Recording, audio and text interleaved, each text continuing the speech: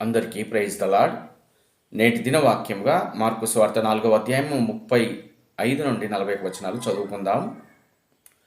ఆ దినమే సాయంకాలమైనప్పుడు ఆయన అద్దరికి పోవుదమని వారితో చెప్పగా వారు జనులను పంపివేసి ఆయనను ఉన్నపాటున చిన్న దోణిలో తీసుకొని పోయి ఆయన వెంబడి మరికొన్ని దోణెలు వచ్చెను. అప్పుడు పెద్ద తుఫాను రేగెను. ఆయనయున్న దోణె మీద అలలు కొట్టినందున దోణె నిండిపోయెను. ఆయన దోణె అమరమున తలకడ మీద తల వాల్చుకొని నిద్రించుచుండెను. వారాయనను లేపి, బోధకుడా, మేము నశించిపోవచ్చున్నాము, నీకు చింత లేదా అని ఆయనతో అనిరి. అందుకాయన లేచి గాలిని గద్దించి నిశ్శబ్దమై ఊరకుండుమని సముద్రముతో చెప్పగా గాలి అణిగి మిక్కిలి నిమ్మలమాయెను. అప్పుడు ఆయన, మీరెందుకు భయపడుచున్నారు? మీరింకనూ నమ్మిక లేకయున్నారా అని వారితో చెప్పెను. వారు మిక్కిలి భయపడి, ఈయన ఎవరో, గాలియు సముద్రమును ఈయనకు లోబడుచున్నవని ఒకరితోనొకడు చెప్పుకొనిరి. ప్రభునందు సహోదరి సహోదరులారా, ఈ వాక్య భాగమును మనము గమనిస్తే గనక మొదటి వచనంలో ఆ దినమందే సాయంకాలం అయినప్పుడు అన్నటువంటి మాటను మనం చూస్తూ ఉన్నాము. అంటే ఒక రోజున జరిగినటువంటి సంభాషణను ఇక్కడ చెబుతూ ఉన్నారు. మనం ఒక్కసారి గనక 4వ అధ్యాయము మొదటి వచనం నుండి 34 వచనాలను గమనిస్తే, గలిలయ ప్రాంతంలో గలిలయ సముద్ర తీరమున ఉన్నటువంటి జనసమూహాన్ని ఉద్దేశిస్తూ ప్రభువు వారు అనేక రకాలైనటువంటి సంగతులను ఉపమాన రీతిగా వారికి చెబుతూ వచ్చారు. అనేక రకమైనటువంటి ప్రాముఖ్యమైన విషయాలు చెబుతూ వచ్చారు. ఆ తర్వాత ఉదయకాలం నుండి సాయంకాలం వరకు వారితో గడిపి సాయంకాలం అయినప్పుడు ఆ దినమందే వారు మరొక ప్రాంతానికి ప్రయాణమయ్యారు. ఇక్కడ మనం గమనించినప్పుడు మార్కు సువార్త మొదటి అధ్యాయము 38వ వచనంలో చెప్పిన మాట మనం జ్ఞాపకం చేసుకోవచ్చు. ప్రభువు వారు వారి యొక్క శిష్యులను ఉద్దేశించి, మనము ఇతర గ్రామంలోకి వెళదాము రండి, ఇందు నిమిత్తమే కదా నేను వచ్చినది అని. అయితే వారు వారి యొక్క సువార్త పరిచర్యలో ముందుకు సాగుతూ ఉన్నారు. అంతకుముందు మనం గమనించినప్పుడు ఇక్కడ వారు సముద్ర ప్రయాణంలో వెళ్తూ ఉన్నారు. వెళ్తూ ఉన్నప్పుడు మనం గమనిస్తే కనుక పెద్ద తుఫాను వారికి ఆటంకంగా మారింది. మనం చూస్తే ఆ దినమే సాయంకాలం అయినప్పుడు ఆయన అద్దరికి పోదామని వారితో చెప్పగా వారు జనులను పంపివేసి ఆయనను ఉన్నపాటున చిన్న దోణిలో తీసుకొని పోయిరి. ఆయన వెంబడి మరికొన్ని దోణెలు వచ్చెను. అప్పుడు పెద్ద తుఫాను రేగి ఆయన ఉన్న దోణె మీద అలలు కొట్టినందున దోణె నిండిపోయెను. ఆయన దోణె అమరమున తలకడ మీద తలవాల్చుకొని నిద్రించుచుండెను. వారాయనను లేపి, బోధకుడా, మేము నశించిపోవచ్చున్నాము, నీకు చింత లేదా అని ఆయనతో అనిరి. ఇక్కడ మనం గమనించినప్పుడు ఈ సంఘటన అంతట్లో ఆయన దోణె అమరమున తలకడ మీద తలవాల్చుకొని పడుకున్నాడు. దోణె అమరము అంటే నావికుడు ఆ యొక్క దోణిను నడిపే ఒక ప్లేస్ అది. మన భాషలో మనం చెప్పుకుంటే డ్రైవర్ డ్రైవింగ్ చేసే ఒక ప్లేస్ అది. అంటే అక్కడ వారు రెస్ట్ తీసుకుంటారు. అంటే అలా ఆయన రెస్ట్ తీసుకుంటూ ఉన్నారు. అక్కడ మనం గమనించినప్పుడు ఈ యొక్క ఆ యొక్క స్థితి అంతట్లో, అంటే అక్కడ జరుగుతున్నటువంటి ఆ సంఘటన అంతట్లో వారు భయభ్రాంతులకు గురయ్యి వారు వచ్చి ప్రభువు వారిని తట్టి లేపి వారితో మాట్లాడుతూ ఉన్నారు, మేము నశించిపోతున్నాము, నీకు చింత లేదా అని. మనం ఒక్కసారి గమనిస్తే మనము 4వ అధ్యాయము మొదటి నుండి 34 వచనాల్లో గమనించినప్పుడు ప్రభువు వారు పదే పదే వారికి చెబుతూ వచ్చిన మాట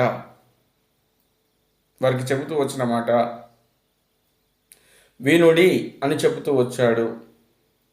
చెవులు గలవాడు వినుగాక అని చెబుతూ వచ్చాడు.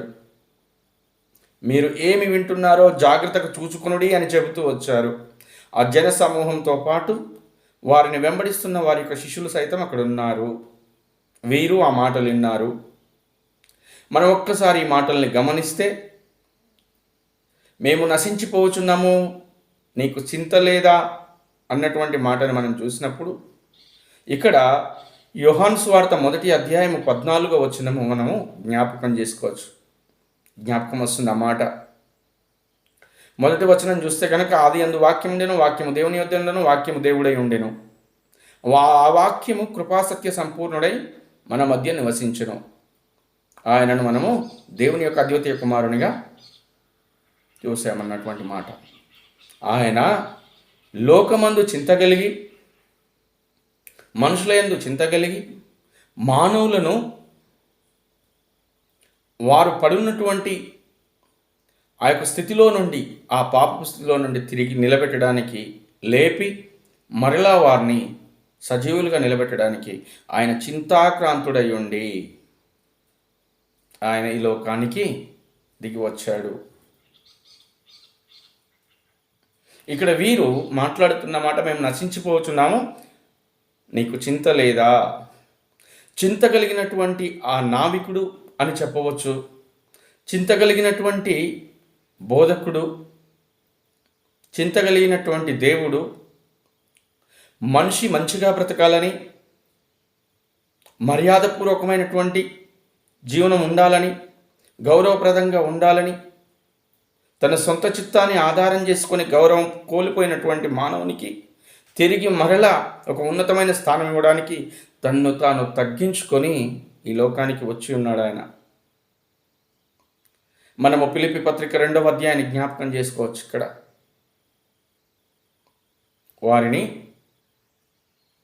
వారి వెంట ఉన్నటువంటి శిష్యులు ప్రశ్నిస్తున్నారు.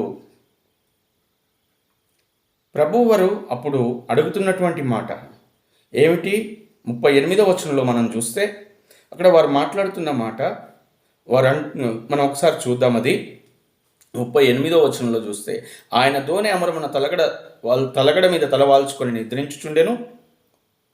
వారాయనను లేపి, బోధకుడా, మేము నశించిపోతున్నాము, నీకు చింత లేదా అని ఆయనతో అనిరి.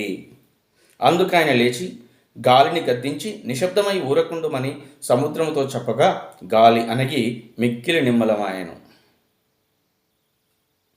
40వ వచనంలో చూస్తే, అప్పుడు ఆయన, మీరింకనూ భయపడుచున్నారు, మీరింకనూ నమ్మిక ఉంచుట ఉన్నారా?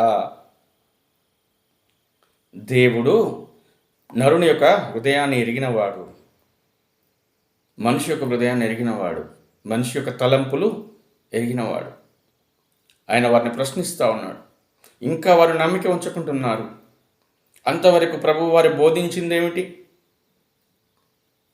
దేవుని రాజ్యము ఒకడు పొలంలో విత్తిన విత్తనమును పోలి ఉన్నది. అది వాడు నిద్రించుచుండగా, మేలుకుంటుండగా అది మొలకెత్తి వెన్నులు పుట్టించి, అది ముదురు గింజలను పుట్టించి ఫలించును అన్నటువంటి మాట. అయితే వాక్యము విత్తబడుతూ ఉంది, దేవుని వాక్యం వింటూ ఉన్నారు. వ్యవసాయకుడు వారికి, బోధకుడు వారికి బోధిస్తూ ఉన్నాడు. కానీ వింటూనే ఉన్నారు. కానీ ఆ ఫలింపు, ఆ అవగాహన, దేవుణ్ణి గురించినటువంటి అవగాహన, వారు వెంబడిస్తున్నటువంటి ఆ యొక్క బోధకుని గురించినటువంటి అవగాహన వారికి ఇంకా అర్థమైనట్లుగా లేదు. పొలంలో విత్తనము విత్తిన తర్వాత అది ఎలా ఫలిస్తుందో, దేవుని మాట మన జీవితంలోకి వచ్చిన తర్వాత మన జీవితము ఫలించాలి.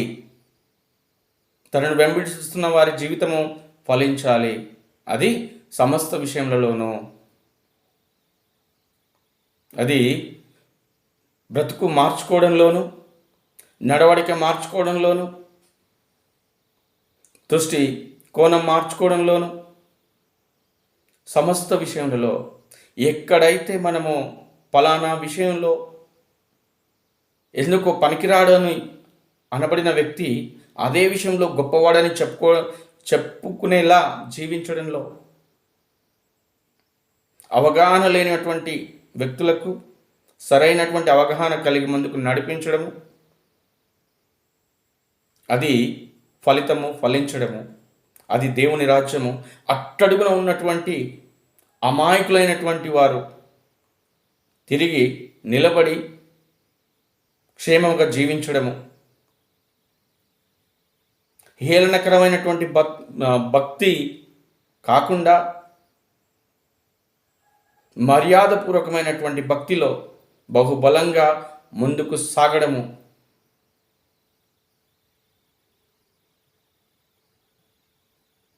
ఇలా ఫలించాలనేది దేవుని ఉద్దేశం. అప్పటి వరకు ప్రభువు వారికి అదే బోధిస్తూ వచ్చారు. మీరు సరైన విధానంలో ఉండాలని. ఒక మానవుని నుండి దేవుడు కోరుకునేది ఏమిటంటే ఫలించాలని. ఏ విషయంలోనైతే ఎదుటి వాళ్ళతో తక్కువ చేయబడుతున్నావో ఆ విషయంలోనే వారి ఎదుట సాక్ష్యం కలిగి ఉండాలని ప్రభువారి యొక్క ఉద్దేశము. అప్పటి వరకు చెబుతూనే వస్తూ ఉన్నారు, కానీ ఒక పర్టికులర్ సమయం వచ్చేసరికి మరలా వీరు ప్రశ్నిస్తూ ఉన్నారు. దేవుడు కలిగి ఉన్నటువంటి సంకల్పాన్ని ఎరగని వారిగా ఉన్నారు. ఇక్కడ మనం గమనించినప్పుడు ఆయన గాలివాన్ను గద్దించినప్పుడు వారిలో వస్తున్నటువంటి ఆలోచన ఏమిటి? ఈయన ఎవరో, ఈయనకు గాలియు వానయు లోబడుచున్నవని అంటారు అని చెప్పబడుతున్న మాటలు ఉన్నాయి అక్కడ. మనం చూసినప్పుడు ఒకసారి 89వ కీర్తన 8, 9 వచనాల్లో ఉన్నటువంటి మాటల్ని మనం ఒకసారి చూద్దాము. 89వ కీర్తనలో ఉన్నటువంటి మాటలు మనం ఒకసారి గమనిస్తే ఇలా చెప్పబడుతూ ఉంది. యెహోవా సైన్యములకు అధిపతి దేవా, యెహోవా నీ వంటి బలాఢ్యుడెవడు? నీ విశ్వాస్యత చేత సముద్రపు పొంగు అణుచువాడవు నీవే. దాని తరంగములు లేచినప్పుడు నీవు వాటిని అణచి వేయుచున్నావు. ఆయన సర్వాధికారం కలిగిన వాడు. సర్వ సృష్టి మీద ఆయన అణచగలిగిన వాడు. మానవుని జీవితంలో తన సొంత చిత్తం చేత చేసుకున్నటువంటి పాపపరాధం చేత వచ్చినటువంటి తుఫానును తొలగించడానికి, తనను ఒక స్థాయిలో నిలబెట్టడానికి తన్ను తాను తగ్గించుకొని ఈ లోకానికి వచ్చినటువంటి దేవుడు. అది వారు గ్రహించలేని స్థితిలో ఉన్నారు. వీరు ఎవరు అంటే దేవుని వెంబడించిన వారు. వీరిని తక్కువ చేసి చూడడం కాదు, కానీ సర్వసాధారణమైనటువంటి మానవుల యొక్క బలహీనత వీరిలో అగుపడుతూ ఉంది. అయితే వీరిలో అగుపడుతూ ఉన్నప్పుడు, వీరిని మనం చూస్తూ ఉన్నప్పుడు మనము వీరితో ఏమీ తీసిపోము. మనము అనేక సంవత్సరాలుగా అనేక రీతులుగా దేవుని సన్నిధిలో ఉంటూనే, దేవుని చేత అనేక మేళ్ళు చూస్తూనే, దేవుణ్ణి వెంబడిస్తూనే, ఒక కష్టము, కన్నీరు, ఒక వేదన, బాధ, బంధకం వచ్చినప్పుడు, మనం అనుకున్నది నెరవేరినప్పుడు ప్రభువును ప్రశ్నించేవారిగా ఉంటాము అన్న సత్యము మనం గమనించుకోవాలి. మన కొరకు ఈ వాక్యము చెప్పబడుతోంది. వాక్యంలోనికి వచ్చినప్పుడు వాక్యము అర్థమై ఉన్నది కనుక ఈ అద్దంలో చూసుకున్నప్పుడు, ఈ అద్దంలో మన రూపుని మనము మెరుగుపరుచుకోవాలి. మనలో ఉన్నటువంటి అరమరికలను తొలగించుకోవాలి. ప్రభువు మన పట్ల కలిగి ఉన్నటువంటి ఆయన ఉద్దేశాన్ని మనం తెలుసుకోవాలనేది ఆయన ఉద్దేశం. అది బోధిస్తున్న నాకును, వింటున్నటువంటి దేవుని బిడ్డలకును అందరికీ వర్తిస్తుంది. దేవుని కృపను బట్టి బోధకులుగా ఎంచబడి ముందుకు సాగుతున్నామే కానీ అంతకు మించి ఆధిక్యత మరేమీ లేదు.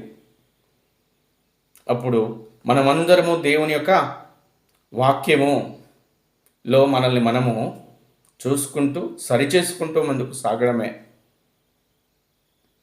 మనం గనక గమనించినప్పుడు ఇంకా ఆయన అంటారు, 46వ కీర్తన మొదటి 3 వచనాల్లో చెప్పబడుతున్న మాటను మనం ఒకసారి చూద్దాము. అక్కడ దేవుడు మనకు ఆశ్రయమును దుర్గమునై ఉన్నాడు.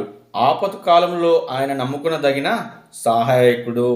కావున భూమి మార్పు నొందినను, సముద్రములలో పర్వతములు మునిగినను, వాటి జలములు ఘోషించుచు నురుగు కట్టినను, ఆ పొంగుకు పర్వతములు కదిలినను మనము భయపడము. ఇది దేవుడు వెంట ఉన్నవారు కలిగి ఉండాల్సినటువంటి ఉద్దేశము. ఈ మాటను మనం గమనిస్తూ ఉన్నప్పుడు దేవుడు మనతో ఉన్నప్పుడు, దేవుడు మనతో ఉన్నాడని మనం అనుకున్నప్పుడు మన జీవితంలో సమస్యలుంటాయి, వేదనలుంటాయి, బాధలుంటాయి, బంధకాలుంటాయి. కానీ దేవుడు మనతో ఉన్నాడన్న సత్యాన్ని మనము మర్చిపోవద్దు. వీటిలో నుండి విడిపింపడానికి మన దేవుడు సమర్థుడు. ఆయన యోహాను సువార్త 10వ అధ్యాయం 11వ వచనంలో అంటాడు, మంచి కాపరి తన గొర్రెల కొరకు ప్రాణం పెట్టును. నేను గొర్రెలకు మంచి కాపరిని అంటాడు. మనము ఆయన గొర్రెలము, ఆయన పిల్లలము. మనకు ఆయన ప్రాణం పెట్టడానికి వచ్చాడు, మన కొరకు మనల్ని బ్రతికించడానికి. అయితే ఏ గాలివాన చేత కొట్టబడుతూ ఉన్నావో, ఏ తుఫాను చేత రేపబడుతూ ఉన్నావో, అయితే నీకున్న పరిస్థితిని, నీకున్న స్థితిని గమనించుకున్నప్పుడు నేను చేస్తున్న భక్తి నాకు క్షేమమేనా? నా దేవుడు నా వెంట ఉన్నాడా? దేవుడు నా వెంట ఉంటే నాకు ఎందుకు వస్తూ ఉన్నాయి అని అనిపిస్తుంది, వేదనకరంగా ఉంటుంది. అది సర్వసాధారణంగా మానవునికి ఉండే లక్షణము. కానీ మరొకసారి ఈ దేవుడు నీతో మాట్లాడుతూ ఉన్నాడు. ఇదిగో నీ కొరకు నా ప్రాణం పెట్టున్నాను, నిన్ను రక్షించడానికి నేను నా ప్రాణం పెట్టున్నాను. నీవు గతంలో ఉన్న స్థితిని, పరిస్థితిని గమనించుకో. గతంలో నిన్ను లేపి నిలబెట్టానే, గతంలో నీకు తోడై ఉన్నానుగా, గతంలో నేను ఎంతగా ఆదరించాను అన్న విషయాన్ని మాట్లాడుతూ ఉన్నాడు. ఇప్పుడు ఈ క్షణం వచ్చినటువంటి ఈ వేదనను బట్టి ఇంతగా వేదన చెందుతూ ఉన్నావు. నిన్న, నేడు, రేపు నిరంతరము ఏకరీతిగా ఉన్న దేవుడు నీకు తోడై ఉండి నేను నడిపించడానుకుంటున్నావా అన్నటువంటి మాట దేవుడు హృదయంలో నుండి మనల్ని ప్రశ్నించేలా మనం ఉండకూడదు. ఇదిగో దేవుడు వారిని ప్రశ్నిస్తూ ఉన్నాడు, మీరు ఇంకనూ నమ్మకం ఉన్నారా అని. వారిని మన ముందు పెడతా ఉన్నప్పుడు, ఆ సంఘటనను మన ముందు పెడతా ఉన్నప్పుడు, మనం సర్వసాధారణమైనటువంటి మానవులమే అయినప్పటికీ మన ముందు కొన్ని విషయాలు పెడతా ఉన్నప్పుడు మనము అందులో కొన్ని చేయకూడని ఉంటాయి, చేసే ఉంటాయి. వారు ఆనాడు వారున్న స్థితిలో గ్రహించలేకపోయారు. కానీ వారి ద్వారా జరిగినటువంటి సంఘటన మన ముందు పెడతా ఉన్నప్పుడు వారు ఆ ప్రశ్నకు ఎలాగైతే లోనయ్యారో మనం అలాంటి ప్రశ్నకు లోనవ్వకుండా మనం కలిగి ఉన్నటువంటి విశ్వాసాన్ని పట్టుకొని ముందుకు సాగాలి. అది ఆయన ఉద్దేశము. అదే మాట 46వ కీర్తన మొదటి 3 వచనాల్లో చెప్పబడుతూ ఉంది. మనం మరొకసారి జ్ఞాపకం చేసుకోవచ్చు. విశ్వాసం గురించి చెప్పబడుతున్న మాటలు, నమ్ముట నీ వలనైతే నమ్మువానికి సమస్తము సాధ్యము అన్నటువంటి మాట. ఆయన మనం ఒక మాటను జ్ఞాపకం చేసుకుంటే, విశ్వాసమునకు కర్త దాన్ని కొనసాగించేవాడు అయినటువంటి ప్రభువు వైపు చూస్తూ మనం పరిగెత్తాలి. ఆయన విశ్వాసం కలిగినవాడు, విశ్వాస్యత కలిగినవాడు, లక్ష్యం కలిగినవాడు, మనిషి పట్ల మంచి అభిప్రాయం, మంచి ఉద్దేశం కలిగినవాడు. కాబట్టి ఆయన తన్ను తాను రిక్తినిగా చేసుకొని లోకానికి దిగి వచ్చి మన కొరకు ప్రాణం పెట్టి చచ్చిన స్థితిలో ఉన్న మనల్ని లేపి నిలబెట్టాడు. పరలోక రాజ్యపు భాగ్యవంతుల్ని మనల్ని చేశాడు. ఆ సర్వాధికారిగా అయినటువంటి దేవుడు నీకున్న సమస్యను తీర్చగలడన్నటువంటి సత్యాన్ని మరొకసారి ఈ ప్రభువు తెలియజేస్తూ ఉన్నాడు. ప్రభువు చెప్తున్న ఈ మాటను హృదయంలో ఉంచుకొని ఆయనకు సమీపస్థులమై ఉంటూ ఆయన మన జీవితంలో చేయు కార్యములను మనము అనుభవింతుగాక. దేవుడి మాటలను దీవిస్తుండగా చిన్న ప్రార్థన చేసుకుందాము. దయతో అందరూ ఏకీభవించండి. పరిశుద్ధుడా, మా రాజా యేసునాథా, మీకు వందనాలు, స్తుతులు, స్తోత్రములు. ప్రభా, ఇత్తబడిన ఈ వాక్యము ఆయన ప్రభా మా జీవితాల్లో ప్రభా ఫలించుటకు, ప్రభా మేము మీకు సమీపస్థులమై జీవించుటకు అయ్యా మీరు మాకు ఆయన కృపను చూపండి, మీ సహాయం అందించండి అయ్యా. మేము అనేక దీవెనకరంగా ఉంటకు, మీకు మహిమకరంగా ఉంటకు అయ్యా, మాకు మా కుటుంబాలకు దీవెనకరంగా ఉంటకు కృపను చూపమని యేసుక్రీస్తు పుణ్యనామమున అడిగి వేడుకుంటున్నాం మా తండ్రి. ఆమేన్.